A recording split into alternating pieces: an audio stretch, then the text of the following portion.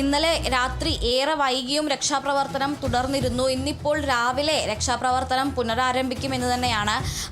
വയനാട്ടിൽ നിലവിലെ പ്രശ്നം എന്ന് പറയുന്നത് വയനാട്ടിലെ കാലാവസ്ഥ നമുക്കറിയാം, വളരെയധികം അൺപ്രഡിക്റ്റബിൾ ആയിട്ടുള്ള ഒരു കാലാവസ്ഥയാണ്. നേരത്തെ അലർട്ടുകൾ നൽകിയാൽ പോലും എപ്പോഴാണ് കാലാവസ്ഥയുടെ രൂപം മാറുന്നത് എന്നുള്ളത് നമുക്ക് ഒരിക്കലും തന്നെ പ്രവചിക്കാൻ കഴിയില്ല. അതുകൊണ്ട് തന്നെ കാലാവസ്ഥ ഒരു പ്രതികൂലമായി നിൽക്കുന്നു എന്നുള്ളതാണ് രക്ഷാപ്രവർത്തനത്തിൽ നേരിടുന്ന ഒരു വെല്ലുവിളി എന്ന് പറയുന്നത്. കഴിഞ്ഞ രാത്രിയിൽ, അതായത് രക്ഷാപ്രവർത്തനം അവസാനിപ്പിച്ചതിന് ശേഷവും ആ പ്രദേശത്ത് അതിശക്തമായ മഴ പെയ്തിരുന്നു. പുലർച്ചെയും മഴയുണ്ടായിരുന്നു. അത് കൂടുതൽ രക്ഷാപ്രവർത്തനത്തിനെ പ്രതിസന്ധിയിലാക്കുന്നുണ്ട്. ഇപ്പോൾ രാവിലെ ഏതാണ്ട് ഒരു 5:30-ക്ക് ശേഷം അല്ലെങ്കിൽ ഒരു 6 മണിയോട് കൂടി മഴ ചെറുതായി ഒന്ന് മാറി നിൽക്കുന്നുണ്ട് എന്നുള്ളതാണ് ഒരു പ്രതീക്ഷ നൽകുന്ന കാര്യം. പക്ഷേ ഇന്നലെ പ്രഖ്യാപിച്ച റെഡ് അലേർട്ട്, ചുവന്ന മുന്നറിയിപ്പ് ഇപ്പോഴും വയനാട്ടിൽ തുടരുകയാണ്. മഴയ്ക്കുള്ള സാധ്യത, അതും ശക്തമായ മഴയ്ക്കുള്ള സാധ്യത ഇപ്പോഴും തള്ളിക്കളയുന്നില്ല. അതുകൊണ്ട് തന്നെ ഈ രക്ഷാപ്രവർത്തനത്തിന് ഈ മഴ ഒരു തടസ്സമാകുന്നുണ്ട് എന്നുള്ളതാണ്. വെളിച്ചത്തിൻ്റെ കുറവ്, അതുപോലെ തന്നെ ഒരു ചെറിയ മൂടൽമഞ്ഞിൻ്റെ സാന്നിധ്യം, സ്വാഭാവികമായും തണുപ്പുള്ള ഇടമാണ്. അതുപോലെ തന്നെ മഴ പെയ്യുന്നതോടുകൂടി മൂടൽമഞ്ഞും വരും. ആ ഒരു സാഹചര്യത്തിൽ വെളിച്ചക്കുറവും അതുപോലെ തന്നെ മൂടൽമഞ്ഞും പ്രതിസന്ധി സൃഷ്ടിച്ചിരുന്നു എങ്കിലും ഇപ്പോൾ വെളിച്ചം വീണതോടുകൂടി രക്ഷാപ്രവർത്തനം പുനരാരംഭിക്കുകയാണ്. ഈ രക്ഷാപ്രവർത്തനത്തിനായി ഇന്ന് കെടാവർ നായകളെ കൂടി എത്തിക്കും. ഇതിനു മുൻപ് വയനാട് മറ്റ് ഉരുൾപൊട്ടൽ ദുരന്തമുണ്ടായപ്പോഴും അതുപോലെ തന്നെ ഇത്തരത്തിൽ മണ്ണിനടിയിലടക്കം പുതഞ്ഞുപോയ ആളുകളെ കണ്ടെത്തുന്നതിനായി പരിശീലനം സിദ്ധിച്ച നായ്ക്കളാണ് കെടാവർ നായ്ക്കൾ. കേരളത്തിൽ 4 കെടാവർ നായകളാണ് ഉള്ളത്. അത്തരത്തിൽ ആ കെടാവർ നായ്ക്കളെ ഇന്ന് സ്ഥലത്തെത്തിച്ച് പരിശോധന നടത്തും. അതോടൊപ്പം തന്നെ ഈ അപകടം നടന്ന പ്രദേശത്തെ 4 സോണുകളാക്കി തിരിച്ച്, അതായത് 4 മേഖലകളാക്കി, പ്രത്യേക സോണുകളാക്കി തിരിച്ച് ഗ്രിഡ് സെർച്ച് നടത്താനാണ് തീരുമാനിക്കുന്നത്. ഗ്രിഡ് സെർച്ച് എന്ന് പറയുന്നതുകൊണ്ട് ഉദ്ദേശിക്കുന്ന ഒരു പ്രദേശത്തെ ചെറിയ കഷ്ണങ്ങളായി തിരിക്കുകയും ആ ചെറിയ കഷ്ണങ്ങളെ വീണ്ടും നമുക്കറിയാം സമചതുരത്തിലുള്ള സുഡോക്കുവിൻ്റെയൊക്കെ കള്ളികൾ പോലെ ഇഞ്ച് ബൈ ഇഞ്ച് ആയിട്ടുള്ള ചെറിയ ചതുരങ്ങളായി തിരിച്ച് ഓരോ ഗ്രിഡിലും കൃത്യമായി പരിശോധന നടത്തുകയും ചെയ്യുന്ന രീതിയിലുള്ള സോണാക്കി തിരിച്ചുകൊണ്ടുള്ള ഗ്രിഡ് സെർച്ചിലേക്കൊക്കെയാണ് ഇപ്പോൾ പോകുന്നത്. ഇതിൽ ഓരോ സോണിൻ്റെയും ഉത്തരവാദിത്തം ഓരോ ഉദ്യോഗസ്ഥർക്ക് നൽകും. ആ ഉദ്യോഗസ്ഥർ ആ ഒരു സോണിൻ്റെ തിരച്ചിലിൽ മാത്രം ശ്രദ്ധ കേന്ദ്രീകരിക്കണം. അത്തരത്തിലേക്കുള്ള കൂടുതൽ എക്സ്റ്റെൻസീവ് ആയിട്ടുള്ള ഒരു തിരച്ചിലിലേക്കാണ്, അതായത് കൂടുതൽ ആഴത്തിലുള്ള ഒരു തിരച്ചിലിലേക്കാണ് ഇന്നിപ്പോൾ പോകുന്നത്. കാരണം ഇനിയും 5 പേരെയാണ് കണ്ടെത്താനുള്ളത്. കമ്പനി നൽകിയ കണക്കനുസരിച്ച്, അതായത് ഈ നിർമ്മാണ സ്ഥലത്തുണ്ടായിരുന്ന തൊഴിലാളികളാണ് ഈ അപകടത്തിൽപ്പെട്ടവരെല്ലാവരും തന്നെ. 3 പേരാണ് മരിച്ചത്. അതിൽ കമ്പനി നൽകിയ കണക്കനുസരിച്ച് ഇനി 5 പേരെയാണ് കണ്ടെത്താനുള്ളത് എന്നുള്ളതാണ് ഇന്നലെ രാത്രി ചേർന്ന അവലോകന യോഗത്തിന് ശേഷം മന്ത്രിമാരായ അനിൽകുമാറും അതുപോലെ തന്നെ ടി സിദ്ദിഖും പറഞ്ഞത്. ഇരുവരും ഇന്നലെ വൈകി രാത്രിയോടുകൂടി ആണ് വയനാട്ടിലേക്ക് എത്തിയത്. അവർ ഇപ്പോഴും അവിടെ ക്യാമ്പ് ചെയ്യുകയാണ്. ഇന്ന് അപകട സ്ഥലത്ത് തിരച്ചിലിന് അവരും സന്ദർശിക്കും എന്നുള്ളതാണ്. അതോടൊപ്പം തന്നെ മുഖ്യമന്ത്രിയും ഇന്ന് വയനാട്ടിലേക്ക് എത്തും. രാവിലെ മന്ത്രിസഭാ യോഗമുണ്ട്. അപ്പോൾ മന്ത്രിസഭാ യോഗത്തിന് ശേഷമായിരിക്കും അദ്ദേഹം വയനാട്ടിലേക്ക് തിരിക്കുക. സർക്കാരിൻ്റെ ഹെലികോപ്റ്ററിലായിരിക്കും വയനാട്ടിലേക്ക് എത്തുക. ഉച്ചയോടുകൂടി അദ്ദേഹം കള്ളാടിയിലെത്തും എന്നാണ് കരുതുന്നത്. കള്ളാടിയിലെത്തിയ ശേഷം അപകട സ്ഥലം, ദുരന്തം നടന്ന സ്ഥലം സന്ദർശിക്കും. അതുപോലെ തന്നെ ഇതിൻ്റെ കരാർ എടുത്തിരുന്ന കമ്പനി, കൊങ്കൺ കമ്പനിയുമായും അതുപോലെ തന്നെ അവിടെ ഉണ്ടായിരുന്ന ആളുകളുമായും അദ്ദേഹം ചർച്ച നടത്തും. ഇതിൽ എങ്ങനെയാണ് ഈ ഒരു അപകടം ഉണ്ടായത്, അല്ലെങ്കിൽ ആരാണ് അപകടത്തിന് ഉത്തരവാദി എന്നത് വലിയൊരു ചോദ്യമായി തുടരുകയാണ്. മണ്ണ് മാറ്റാൻ നിർദ്ദേശിച്ചിട്ടും അത് ചെയ്യാതിരുന്ന കരാർ കമ്പനി ആണോ, അതോ കൃത്യമായി മഴക്കാല പൂർവ്വ സുരക്ഷാ നടപടികൾ എടുത്തു എന്നുറപ്പ് വരുത്താതിരുന്ന ഭരണകൂടമാണോ, അത്തരത്തിൽ ആരാണ് ഇതിന് പിന്നിലുള്ള ഉത്തരവാദികൾ എന്നതിൻ്റെ ആ ഒരു അന്വേഷണം ഏത് രീതിയിൽ നടത്തണം എന്ന കാര്യത്തിലും മുഖ്യമന്ത്രി ഇന്ന് വിശദമായ ചർച്ച നടത്തും. അതുപോലെ തന്നെ ദുരിതാശ്വാസ ക്യാമ്പിലും ആശുപത്രിയിലും കഴിയുന്നവരെയും അദ്ദേഹം സന്ദർശിക്കും. നിലവിൽ 7 പേരാണ് ആശുപത്രിയിലുള്ളത്. അതിൽ തന്നെ 2 പേരുടെ നില അതീവ ഗുരുതരമാണ് എന്നുള്ളതാണ്. ദിലീപ് എന്ന് പറയുന്ന ഒരു അന്യസംസ്ഥാന തൊഴിലാളിയുടെ നിലയാണ് ഏറ്റവും അപകടകരമായി തുടരുന്നത്. അയാൾ ഇപ്പോഴും അപകടനില തരണം ചെയ്തിട്ടില്ല. അതും ഈ മരണസംഖ്യ ഉയർത്തുമോ എന്നുള്ളൊരു ആശങ്ക ഉയർത്തുന്നുണ്ട്. നിലവിൽ മരിച്ച 3 അതിഥി തൊഴിലാളികളാണുള്ളത്. ഈ അതിഥി തൊഴിലാളിയുടെ മൃതദേഹം കഴിഞ്ഞ ദിവസം ഇന്നലെ രാത്രി തന്നെ കോഴിക്കോട് മെഡിക്കൽ കോളേജിലേക്ക് മാറ്റി പോസ്റ്റ്മോർട്ടം പൂർത്തിയാക്കിയിരുന്നു. ഇവരുടെ മൃതദേഹങ്ങൾ, 3 പേരുടെയും മൃതദേഹങ്ങൾ എംബാം ചെയ്ത ശേഷം ജന്മനാട്ടിലേക്ക് കൊണ്ടുപോകും. എയർലിഫ്റ്റ് ചെയ്താണ് ജന്മനാട്ടിലേക്ക് എത്തിക്കുക. സ്വാഭാവികമായും നമുക്കറിയാം, മണ്ണിനടിയിൽ പുതഞ്ഞുപോയ മൃതദേഹങ്ങളാണ്. അതുകൊണ്ട് തന്നെ അതിന് ഒരു സമയപരിധിയുണ്ട്. അതിനാൽ എംബാം ചെയ്ത ശേഷം എയർലിഫ്റ്റ് ചെയ്തുകൊണ്ട് ഈ അതിഥി തൊഴിലാളികളുടെ അതാത് ജന്മനാട്ടുകളിലേക്ക് എത്തിക്കും എന്നുള്ളതാണ് അറിയാൻ കഴിയുന്നത്. അതോടൊപ്പം തന്നെ ഇപ്പോൾ ചികിത്സയിലുള്ളവരും അതിഥി തൊഴിലാളികൾ തന്നെയാണ്. അതിൽ തന്നെ ഇനി കൂടുതലായിട്ട് ആരെങ്കിലും മണ്ണിനടിയിൽ പെട്ടുപോയിട്ടുണ്ടല്ലോ എന്നുള്ളൊരു സംശയം അല്ലെങ്കിൽ അതിനുള്ളൊരു സാധ്യത ഇപ്പോഴും നമ്മൾ തള്ളിക്കളഞ്ഞിട്ടില്ല. കാരണം കമ്പനി നൽകിയ ലിസ്റ്റ് അനുസരിച്ചാണ് ഈ 5 പേർ കൂടി കണ്ടെത്താനുണ്ട് എന്നുള്ള കണക്ക്. എന്നാൽ ആ സമയത്ത് ഈ സംഭവം നടക്കുന്ന സമയത്ത് അവിടെ ഉണ്ടായിരുന്ന മറ്റാരെങ്കിലും മണ്ണിനടിയിൽ പുതഞ്ഞു പോയിട്ടുണ്ടോ എന്നുള്ള അത്തരത്തിലൊരു ഉണ്ടാകാനുള്ള സാധ്യത, പ്രത്യേകിച്ചും ഇതിന് സമീപത്ത് അതിഥി തൊഴിലാളികളുടെ ലയങ്ങൾ ഉള്ളതാണ്. അതുപോലെ തന്നെ ഇനി വിനോദസഞ്ചാരികൾ ആരെങ്കിലും ഈ പാലത്തിന് മുകളിൽ നിന്ന് നോക്കുമ്പോൾ ഈ പുഴയുടെ മഴ പെയ്ത് പുഴ നല്ല ഭംഗിയിൽ ഒഴുകുകയായിരുന്നു. അപ്പോൾ ആ ഒരു വെള്ളച്ചാട്ടത്തിൻ്റെയും അതുപോലെ തന്നെ പുഴയുടെയും എല്ലാം ദൃശ്യങ്ങൾ പകർത്താനും അതുപോലെ തന്നെ അതിൻ്റെ മനോഹാരിത ആസ്വദിക്കാനുമെല്ലാം അവിടെ ആളുകൾ എത്താറുണ്ടായിരുന്നു. പലരും പാലത്തിന് മുകളിലൂടെ പോകുമ്പോൾ വണ്ടി നിർത്തി പാലത്തിന് മുകളിൽ നിന്നുകൊണ്ട് ഈ കാഴ്ചകൾ മൊബൈലിലടക്കം പകർത്തുന്ന ഒരു രീതി കഴിഞ്ഞ കുറച്ച് ദിവസങ്ങളായി പ്രത്യേകിച്ച് മഴ കനത്തതോടെ ഉണ്ടായിരുന്നു. അപ്പോൾ ഈ അപകടം നടക്കുന്ന സമയത്ത് അത്തരത്തിൽ ആരെങ്കിലും പാലത്തിന് മുകളിൽ ഉണ്ടായിരുന്നോ എന്നുള്ളതും ഒരു സാധ്യതയായി അവശേഷിക്കുന്നുണ്ട്. ആ ഒരു സാധ്യതയും തള്ളിക്കളഞ്ഞിട്ടില്ല. മണ്ണിനടിയിൽ കുടുങ്ങിക്കിടക്കുന്നവരുടെ എണ്ണത്തിൽ അത് കാരണം 5 എന്ന ഒരു ഔദ്യോഗിക കണക്കായി ഇരിക്കുമ്പോഴും ഇത്തരത്തിൽ മറ്റാരെങ്കിലും ഏതെങ്കിലും രീതിയിലുള്ള പ്രത്യേകിച്ചും ഇരുചക്ര വാഹനത്തിലുള്ള യാത്രികരൊക്കെ ആണെങ്കിൽ അവർ മണ്ണിനടിയിൽ പുതഞ്ഞു പോകാനുള്ള സാധ്യത കൂടുതലാണ്. അപ്പോൾ പാലത്തിന് മുകളിൽ ഉണ്ടായിരുന്ന മറ്റാരെങ്കിലും അതിഥി തൊഴിലാളികളോ അല്ലെങ്കിൽ വിനോദസഞ്ചാരത്തിനായി എത്തിയിട്ടുള്ളവരോ മറ്റ് യാത്രികരോ ആരെങ്കിലും ഇത്തരത്തിൽ പെട്ടുപോയിട്ടുണ്ടോ എന്നുള്ളതും ഇതോടൊപ്പം തന്നെ അന്വേഷിക്കുന്നുണ്ട്. എന്തായാലും ഇപ്പോൾ ഇന്നത്തെ രക്ഷാപ്രവർത്തനം കൂടുതൽ ത്വരിതഗതിയിലായിരിക്കും. അതോടൊപ്പം തന്നെ ഇന്നിപ്പോൾ അവിടേക്ക് പ്രവേശനം ആളുകൾക്ക് നിരോധിച്ചിട്ടുണ്ട്. മാധ്യമങ്ങൾക്ക് പോലും ഈ സംഭവ സ്ഥലത്തേക്ക്, അതായത് ഈ അപകടം നടന്ന ആ പാലം അടക്കമുള്ള ഭാഗത്തേക്ക് മാധ്യമങ്ങൾക്ക് പോലും പ്രവേശനം അനുവദിച്ചിട്ടില്ല. 1.5 കിലോമീറ്റർ അപ്പുറത്ത് വെച്ച് വാഹനങ്ങൾ തടയുകയാണ്. മറ്റൊന്നിനുമല്ല, നിലവിൽ തന്നെ ഒരു വീതി കുറഞ്ഞ ഭാഗമാണ്. മറ്റ് വാഹനങ്ങളും അതുപോലെ തന്നെ മറ്റ് ആൾക്കൂട്ടവും അവിടെ എത്തുന്നത് രക്ഷാപ്രവർത്തനത്തിന് തടസ്സമുണ്ടാക്കും. അതുകൊണ്ട് തന്നെ കൂടുതൽ ഫലപ്രദമായ രക്ഷാപ്രവർത്തനം ഊർജിതമായി നടത്തുന്നതിൻ്റെ നടപടികളുടെ ഭാഗമായാണ് ഈ വാഹനങ്ങളും അതുപോലെ തന്നെ അവിടേക്കുള്ള പ്രവേശനവും നിരോധിച്ചിരിക്കുന്നത്. സന്നദ്ധ സംഘടനകളും അതുപോലെ തന്നെ നാട്ടുകാരും എല്ലാം തന്നെ രക്ഷാപ്രവർത്തനത്തിന് അവിടേക്ക് എത്തിയിട്ടുണ്ട്. എങ്കിൽ പോലും ഇന്നലെ ഈ ഒരു അപകടം ഉണ്ടായതിനു ശേഷം ആളുകൾ തടിച്ചുകൂടുന്നത് ഒരു പ്രശ്നം തന്നെയായിരുന്നു. സഹായിക്കാൻ പലരും സഹായത്തിന് സന്നദ്ധരായി എത്തിയിരുന്നു. പക്ഷെ അതിലപ്പുറം ഈ അപകടം നടന്ന സ്ഥലം കാണാനും ദൃശ്യങ്ങൾ പകർത്താനുമായി ഒരു ആൾക്കൂട്ടം അവിടെ തടിച്ചുകൂടുന്നത് രക്ഷാപ്രവർത്തനത്തിന് വലിയ ബുദ്ധിമുട്ടുണ്ടാക്കിയിരുന്നു. വാഹനങ്ങൾ കടന്നു പോകുന്നതിനടക്കം വലിയ ബുദ്ധിമുട്ടുണ്ടാക്കിയിരുന്നു. അപ്പോൾ അതെല്ലാം ഒഴിവാക്കുന്നതിന് വേണ്ടിയാണ് ഇന്നിപ്പോൾ അവിടേക്ക് പ്രവേശനം നിരോധിച്ചിരിക്കുന്നത്. സംഭവസ്ഥലത്തിന് 1.5 കിലോമീറ്റർ അപ്പുറത്ത് വെച്ച് വാഹനങ്ങൾ തടയും.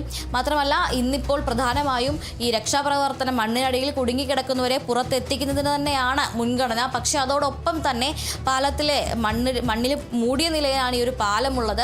ഈ പാലത്തിലെയും അതുപോലെ തന്നെ തുടർന്നുള്ള പാതയിലെയും മണ്ണ് നീക്കി അത് ഗതാഗത യോഗ്യമാക്കുന്നതിനുള്ള നടപടികളും ഇന്ന് ആരംഭിക്കും.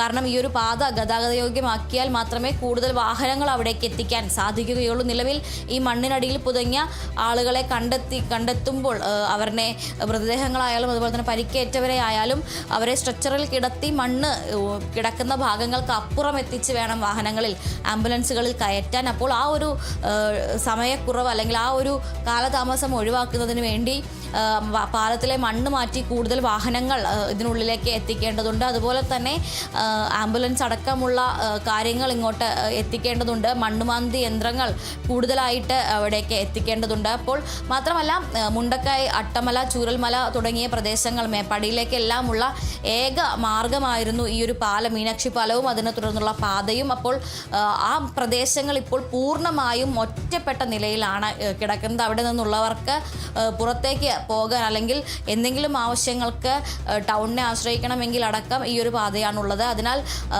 ഗതാഗതം എത്രയും വേഗം ഈ ഒരു പാത അത് ഗതാഗതത്തിന് പറ്റുന്ന രീതിയിലാക്കേണ്ടത് വളരെ അത്യാവശ്യമാണ്. ഇനിയും മഴ ഇപ്പോഴും തുടരുകയാണ്. വയനാട്ടിൽ ഇന്നും കൂടി റെഡ് അലേർട്ട് ഉണ്ട്. അപ്പോൾ ഏതെങ്കിലും രീതിയിൽ മറ്റെന്തെങ്കിലും പ്രശ്നം പ്രശ്നങ്ങൾ ഉണ്ടാവുകയാണെങ്കിൽ വയനാട് അട്ടമല പ്രദേശങ്ങൾ, ചൂരൽമല അട്ടമല പ്രദേശങ്ങൾ തീർത്തും ഒറ്റപ്പെട്ട നിലയിലായിരിക്കും. അതുകൂടി മുൻകരുതൽ എടുത്തുകൊണ്ട് ആ പ്രദേശങ്ങളിലേക്ക് കൂടിയുള്ള ഒരു ഗതാഗതം പുനഃസ്ഥാപിക്കേണ്ടതുണ്ട്. അതിൻ്റെ ഭാഗമായി പാലത്തിലെ മണ്ണ് നീക്കുന്ന പ്രവർത്തികൾ എത്രയും വേഗം ചെയ്യാനാണ് ഇപ്പോൾ തീരുമാനിച്ചിരിക്കുന്നത്. അതുപോലെ തന്നെ വയനാട്ടിലും ഈ പറയുന്ന മേപ്പാടിയിലും അട്ടമലയിലും ചൂരൽമലയിലും മീനാക്ഷി പാലത്തിനടുത്തും എല്ലാമായി വിവിധ ദുരിതാശ്വാസ ക്യാമ്പുകൾ തുറന്നിട്ടുണ്ട്. വിദ്യാഭ്യാസ സ്ഥാപനങ്ങൾക്ക് ഇന്ന് വയനാട്ടിൽ അവധി കൊടുത്തിട്ടുണ്ട്. കുട്ടികളെ എല്ലാം തന്നെ സുരക്ഷിതമായി ക്യാമ്പുകളിലേക്ക് മാറ്റിയിട്ടുണ്ട്. മീനാക്ഷി പാലത്തിന് സമീപം സർക്കാർ പോളിടെക്നിക് കോളേജിലാണ് ദുരിതാശ്വാസ ക്യാമ്പ് പ്രവർത്തിക്കുന്നത്. 75ഓളം പേരെ, പ്രധാനമായും ഈ എസ്റ്റേറ്റിലെ തൊഴിലാളികളായിട്ടുള്ള ലയങ്ങളിൽ താമസിച്ചിരുന്ന അതിഥി തൊഴിലാളികളുടെ കുടുംബങ്ങളടക്കം 75 പേരെയാണ് ഈ ദുരിതാശ്വാസ ക്യാമ്പിലേക്ക് മാറ്റിയിരിക്കുന്നത്. പ്രദേശത്തുള്ള മീനാക്ഷി വിലാസം LP സ്കൂൾ ഉണ്ടായിരുന്നു. അവിടുത്തെ കുട്ടികളെ ഇന്നലെ വൈകിട്ട് തന്നെ ഈ പാലത്തിനപ്പുറത്ത് പെട്ടുപോയവരെ തിരികെ എത്തിച്ചിരുന്നു. സമാനമായ രീതിയിൽ തന്നെ മേപ്പാടിയിലും വെള്ളാർമലയിലും ചൂരൽമലയും ഉൾപ്പെടുന്ന പ്രദേശങ്ങളിൽ പള്ളിയുടെ 2 ചർച്ച് ഹാളുകളുണ്ട്. ഈ ചർച്ച് ഹാളുകളിലേക്കാണ് ആളുകളോട് സുരക്ഷിതമായി മാറാൻ നിർദ്ദേശിച്ചിരിക്കുന്നത്. സ്കൂളുകളിലേക്ക് മാറുന്നത് സുരക്ഷിതമല്ല എന്നുള്ളൊരു നിഗമനത്തിലാണ്. കൂടുതൽ ഉയരത്തിലുള്ള പ്രദേശമായിട്ടുള്ള 2 പള്ളികളാണ് അവിടെയുള്ളത്. ആ 2 പള്ളികളുടെയും ഹാളുകൾ അത്യാവശ്യം ആളുകളെ അക്കോമഡേറ്റ് ചെയ്യാൻ കഴിയാവുന്ന 2 ഹാളുകളാണ്. ആ 2 ഹാളുകളിലേക്ക് മാറാനാണ് ദുരിതാശ്വാസ ക്യാമ്പുകൾ അവിടെ നടത്താനാണ് ഇപ്പോൾ നിർദ്ദേശിച്ചിരിക്കുന്നത്. ഇന്നലെ തന്നെ ഈ 2 മേപ്പാടി, ചൂരൽമല, വെള്ളാർമല ഉൾപ്പെടുന്ന പ്രദേശങ്ങളിലെ ആളുകളെ ആ 2 ദുരിതാശ്വാസ ക്യാമ്പുകളിലേക്ക് മാറ്റിയിട്ടുണ്ട്. കളക്ടർ അടക്കമുള്ളവർ സ്ഥിതിഗതികൾ വിലയിരുത്തുന്നുണ്ട്. എന്തായാലും ഇന്നിപ്പോൾ വീണ്ടും വളരെ ഊർജിതമായി, വളരെ ത്വരിതഗതിയിൽ തന്നെ ഈ കാണാതായവർക്ക് വേണ്ടിയുള്ള തിരച്ചിൽ ആരംഭിച്ചിരിക്കുകയാണ്. അതുപോലെ തന്നെ നേരത്തെ സൂചിപ്പിച്ചു, രക്ഷാപ്രവർത്തനത്തിനാണ് മുൻഗണന. എങ്കിലും ഇന്നലെ മുതൽ നമ്മൾ കണ്ടതാണ് ദുരന്തമുണ്ടായി, അപ്രതീക്ഷിതമായി ഉണ്ടായ ഒരു ദുരന്തം തന്നെയാണ്. ആ ദുരന്തത്തിൽ പരസ്പരം പഴിചാരി വിമർശനങ്ങൾ ഉന്നയിക്കുന്ന ഒരു സാഹചര്യം ഉണ്ടാകുന്നു. വികസനങ്ങൾ എന്നും നമുക്ക് അത്യാവശ്യം തന്നെയാണ്. എന്നാലും ജനങ്ങളുടെ ജീവനും സുരക്ഷയ്ക്കും ഉറപ്പാക്കിക്കൊണ്ട് വേണം ഇതുപോലെ ഒരു പദ്ധതി ഏറ്റെടുക്കാനും അത് കൃത്യമായി തന്നെ മുന്നോട്ട് കൊണ്ടുപോകാനും. എന്നാൽ അങ്ങനെ തന്നെ ഈ ഒരു പദ്ധതി മുന്നോട്ട് കൊണ്ടുപോകാൻ സാധിച്ചിട്ടുണ്ടോ? ഈ മലയോര മേഖലയാണ്. മഴ കനക്കുന്ന സാഹചര്യത്തിലടക്കം ഇതുമായി ബന്ധപ്പെട്ട് ഒരു അപകടമുണ്ടായാൽ ആർക്കും അത് കൈയൊഴിയാൻ കഴിയാത്തതാണ്. അല്ലെങ്കിൽ അത് മറ്റൊരാളുടെ ഭാഗത്തെ തെറ്റാണ്, അല്ലെങ്കിൽ തങ്ങളുടെ ഭാഗത്തെ തെറ്റാണ് എന്ന വിമർശനങ്ങൾ ഉന്നയിക്കുന്നതിന് മുന്നേ തന്നെ ഈ ഒരു പ്രശ്നം ഉണ്ടാകാൻ പാടില്ല എന്നൊരു രീതിയിൽ നിരീക്ഷണം നടത്തി അത് അങ്ങനെ തന്നെയാണോ മുന്നോട്ട് കൊണ്ടുപോകാൻ സാധിച്ചിരുന്നത് എന്നടക്കമുള്ള ചോദ്യങ്ങൾ ഇന്നലെ മുതലേ ഉയരുന്നതാണ്. എന്നാൽ അതിനൊന്നും കൃത്യമായ മറുപടി ഉണ്ടാകുന്നില്ല. ഇനിയിപ്പോൾ മുഖ്യമന്ത്രി ഇന്ന് കള്ളാടി സന്ദർശിക്കുന്നുണ്ട്. അതിനുശേഷമായിരിക്കുമോ അതുമായി ബന്ധപ്പെട്ട അടക്കമുള്ള നിർമ്മാണ കമ്പനിയുടെ ഭാഗത്തുനിന്നുണ്ടായ വീഴ്ചയാണോ എന്നതിലടക്കം സ്ഥിരീകരണം ഉണ്ടാവുക. കാർത്തുയി സൂചിപ്പിച്ചതുപോലെ തന്നെ അപ്രതീക്ഷിതമായൊരു ദുരന്തമാണ് ഉണ്ടായത്. സാധാരണയായി എല്ലാവരും ദുരന്തമുഖത്ത് മലയാളികൾ കാണിക്കുന്ന ഒരു ഔചിത്യ ബോധത്തിൻ്റെയും ഒരുമയുടെയും എല്ലാം പേരിൽ വളരെയധികം പ്രശംസ ലഭിച്ചിട്ടുള്ള ഒരു കമ്മ്യൂണിറ്റി കൂടിയാണ് നമ്മുടേത്. അത് ആ ഒരു സാഹചര്യത്തിലാണ് ഇത്തരത്തിലുള്ള വിമർശനങ്ങൾ, അല്ലെങ്കിൽ ഇത്തരം പരസ്പരമുള്ള പഴിചാരലുകൾ, അല്ലെങ്കിൽ ഉത്തരവാദിത്തം മറ്റൊരാളുടെ തലയിലിട്ടുള്ള കൈകഴുകലുകളെല്ലാം വരുന്നത് എന്നുള്ളതാണ്.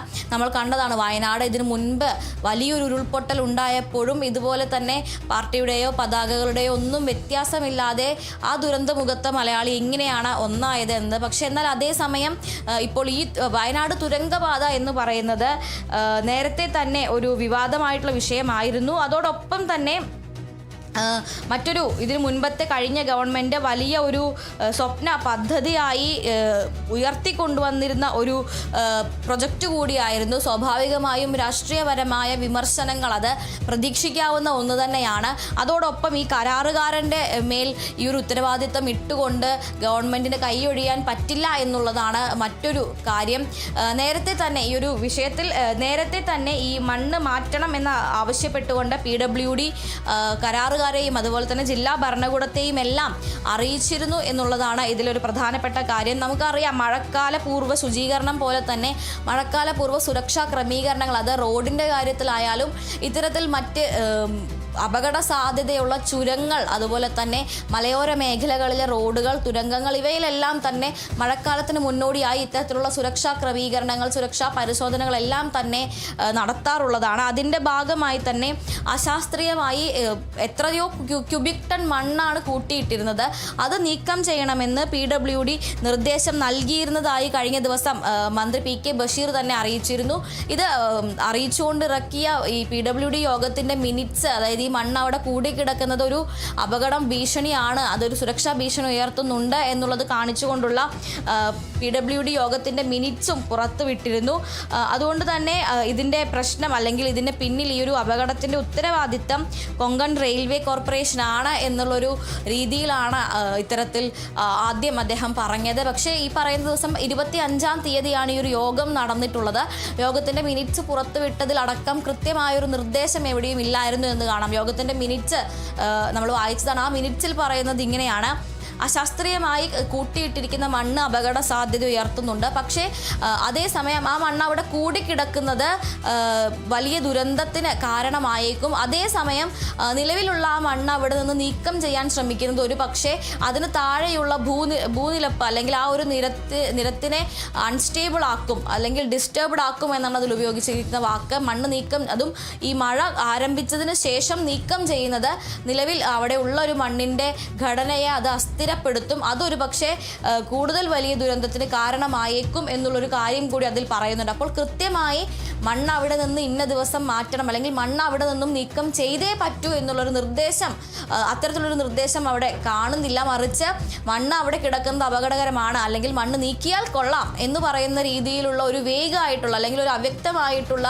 ചില പറഞ്ഞു പോവലുകളാണ് നടന്നിട്ടുള്ളത്. അതല്ലാതെ കൃത്യമായ ഒരു വകുപ്പ് തലത്തിൽ മണ്ണ് നീക്കം ചെയ്യാനുള്ള ഒരു നടപടികൾ എവിടെയും നടന്നിട്ടില്ല. കളക്ടർ അടക്കം ഇത്തരത്തിൽ ഞങ്ങൾ ആവശ്യപ്പെട്ടിരുന്നു, ഞങ്ങൾ നിർദ്ദേശിച്ചിരുന്നു എന്നുള്ളൊരു വാക്കാലുള്ള പറയലല്ലാതെ മറ്റു രീതിയിലുള്ള നടപടികളിലേക്ക് കടന്നിട്ടുണ്ടോ എന്നുള്ളതാണ് ഇവിടെ മറ്റൊരു ചോദ്യമായിട്ട് വരുന്നത്.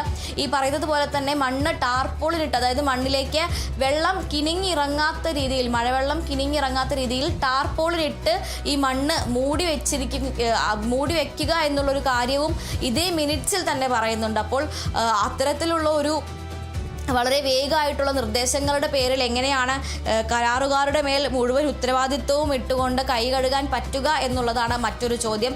നേരത്തെ തന്നെ ഇത് മനുഷ്യനിർമ്മിത ദുരന്തമാണ് എന്നാണ് മന്ത്രി ടി സിദ്ദിഖ് അടക്കമുള്ളവർ പറഞ്ഞത്. രമേശ് ചെന്നിത്തലയും അത് തന്നെയാണ് ആവർത്തിച്ചത്. എന്നാൽ അത്തരത്തിൽ ഏതെങ്കിലും ഒരാളെ പഴിചാരിക്കൊണ്ട് ഇതിൻ്റെ ഉത്തരവാദിത്തത്തിൽ നിന്ന് ആർക്കും കൈ കഴുകാൻ പറ്റില്ല എന്നുള്ളതാണ്.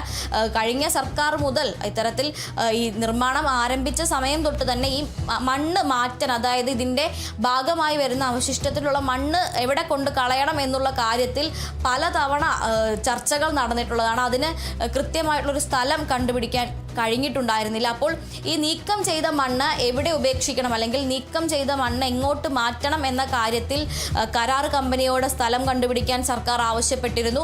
അതുപോലെ തന്നെ തിരിച്ച് സർക്കാരിനോട് സ്ഥലം കണ്ടുപിടിച്ച് തരണമെന്ന് കരാർ കമ്പനി ആവശ്യപ്പെട്ടിരുന്നു. ഇതെല്ലാം കഴിഞ്ഞ സർക്കാരിൻ്റെ കാലത്ത് മുതൽ ആരംഭിച്ച കാര്യങ്ങളാണ്. അപ്പോൾ ഈ ശാസ്ത്രീയമായിട്ടുള്ള ഒരു നിർമ്മാണം നടക്കുന്ന സമയത്ത് തന്നെ അതിൽ നിന്നുണ്ടാകുന്ന അവശിഷ്ടങ്ങൾ എങ്ങനെ സംസ്കരിക്കണം, അല്ലെങ്കിൽ അതിൽ നിന്നുള്ള അവശിഷ്ടങ്ങൾ എങ്ങനെ കുറയ്ക്കാം എന്നതടക്കമുള്ള കാര്യങ്ങൾ ആദ്യം തൊട്ടേ ആലോചിച്ചു പോവേണ്ട കാര്യങ്ങൾ കൂടിയാണ് എന്നുള്ളതാണ്.